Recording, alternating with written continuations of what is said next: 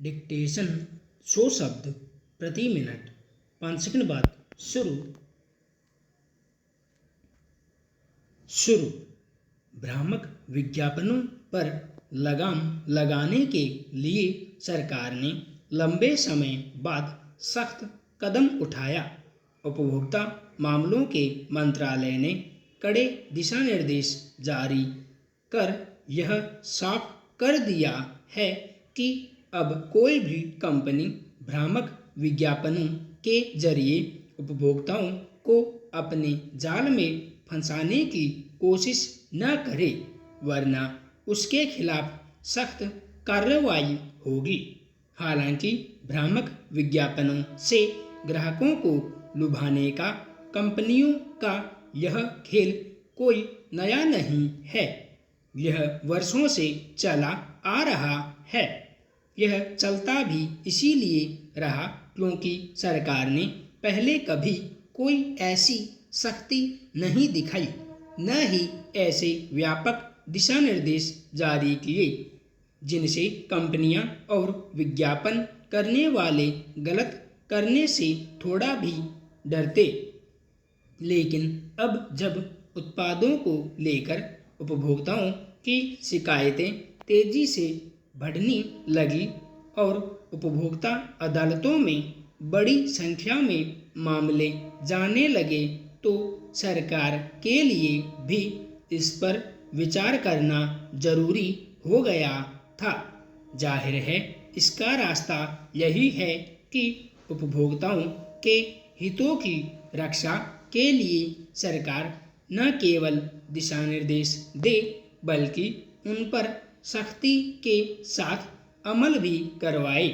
महत्वपूर्ण बात यह है कि नए दिशा निर्देशों में भ्रामक विज्ञापन देने वाली कंपनियों पर तो लगाम कसी ही गई है, साथ ही उन हस्तियों को भी अब कार्रवाई के दायरे में लाया जा सकेगा जो ऐसे उत्पादों का विज्ञापन करती हैं। दरअसल यह जमाना विज्ञापन का है। बाजार विज्ञापन की दुनिया पर ही टिका है, लेकिन मुश्किल तब खड़ी होती है जब बाजार में उपभोक्ताओं के हितों के साथ खिलवाड़ होने लगता है। आज अखबार, टीवी, सोशल मीडिया, यूट्यूब आदि विज्ञापन का बड़ा माध्यम है। ऐसे में हर व्यक्ति तक विज्ञापनों की पहुंच पहले के मुकाबले बहुत आसान हो गई है। हर हाथ में मोबाइल होने का सबसे बड़ा असर यही हुआ है कि हरेक तक बाजार की पहुंच बन गई है। कंपनियां बड़ी बड़ी हस्तियों से विज्ञापन करवाती हैं। अक्सर लोग ऐसे विज्ञापनों से प्रभावित होकर ही उत्पाद खरीदते हैं, पर उसकी गुणवत्ता या दूसरे पक्षों की गहराई में नहीं जा पाते। बाद में पता चलता है कि वह उत्पाद वैसा तो निकला ही नहीं जैसा विज्ञापन विशेष में दावा किया गया था। ऐसे में सवाल है कि ग्राहक करे तो क्या करे, कहाँ जाए। उपभोक्ता अदालतों पर काम का बोझ कम नहीं है। मामले निपटने में वर्षों लग जाना आम बात है। इसलिए अगर बाजार में उपभोक्ता ठगा जाता है या उसके हितों को नुकसान पहुंचता है या उसके अधिकारों का उल्लंघन होता है, तो इसके लिए संबंधित कंपनी और विज्ञापन करने वाला तो जिम्मेदार है ही। सरकार की जवाबदेही भी उतनी ही बनती है।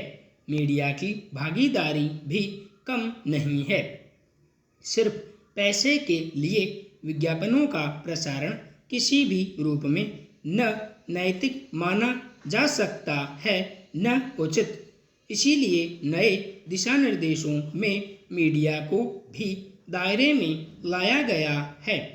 आज खान पान संबंधी उत्पादों से लेकर स्वास्थ्य देखभाल तक के उत्पाद और खास तौर से बच्चों से जुड़े उत्पाद धड़ल्ले से इसीलिए बिक रहे हैं कि बड़े बड़े अभिनेता और अभिनेत्रियां इसका प्रचार करते हैं, लेकिन उत्पादों की प्रामाणिकता को लेकर कोई सच पता नहीं चलता। अब सरकार ने यह अनिवार्य कर दिया है कि ऐसे उत्पाद जो स्थानीय निकायों या वैज्ञानिक संस्थानों से प्रमाणित नहीं होंगे, उनके विज्ञापन को भ्रामक विज्ञापन के दायरे में रखा जाएगा। उपभोक्ताओं के हितों के लिए सरकार ने यह कदम भले देर से उठाया हो, लेकिन इससे उम्मीद तो बनती है कि लोग अब कंपनियों के झांसे में आने से बच सकेंगे। विवादित बयान को लेकर शुक्रवार को जिस तरह विरोध प्रदर्शन हिंसा में बदल गया, उसे अप्रत्याशित नहीं माना जा सकता। प्रदर्शनकारियों की मांग थी कि विवादास्पद बयान देने वाले दोनों नेताओं को गिरफ्तार किया जाए। शुक्रवार को जब जुम्मे की नमाज पढ़ी जा रही थी, कुछ जगहों पर विरोध प्रदर्शन करते लोग जमा हुए और फिर उनके समर्थन में भीड़ उत्तेजित हो उठी। पत्थरबाजी शुरू हो गई, जिसमें कई पुलिसकर्मी घायल हो गए। कुछ जगहों पर आगजनी की घटनाएं भी हुईं। यूं सबसे अधिक उग्र भीड़ रांची में देखी गई, जिस पर काबू पाने के लिए पुलिस को गोलियां दागनी पड़ी।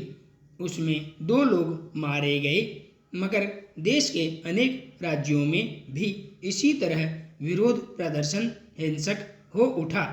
जम्मू कश्मीर, उत्तर प्रदेश, झारखंड, पश्चिम बंगाल, गुजरात और महाराष्ट्र के अलग अलग इलाकों में पत्थरबाजी की गई, जिसमें कई पुलिसकर्मी घायल हो गए। हालांकि सरकारें इन उग्र प्रदर्शनकारियों की पहचान और उनके खिलाफ कार्रवाई कर रही हैं, पर फिर एक बार यह सवाल उठा है कि कैसे प्रदर्शनकारी अचानक उग्र हो उठे और प्रशासन उन पर काबू न पा सका।